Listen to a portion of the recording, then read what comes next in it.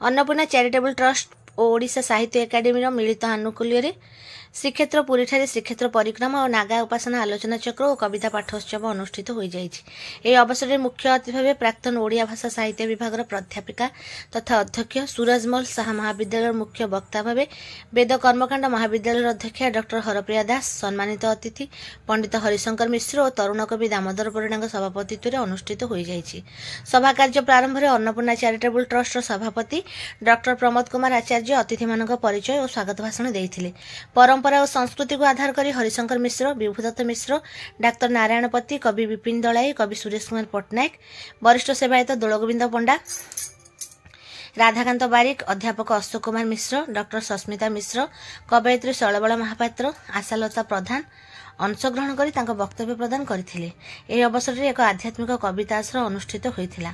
कवि मानक मध्य ललित बेहेरा, अर्जुन परमगुरु, भगवान पाढ़ी, शांतिलता प्रधान, गायत्री मिश्र, लक्ष्मीप्रिया बारिक, सुकांत कुमार मरुड़ी, भास्कर दास, जिनु जेना, तपनाचार्य, मालती, कृष्ण महापात्र, मीर महांती, कल्पना मिश्र और महेंद्र मिश्र संयोजन सुंदर भाव परिचालना होइथिला।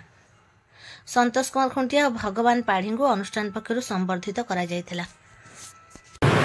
अति संक्षेप सहित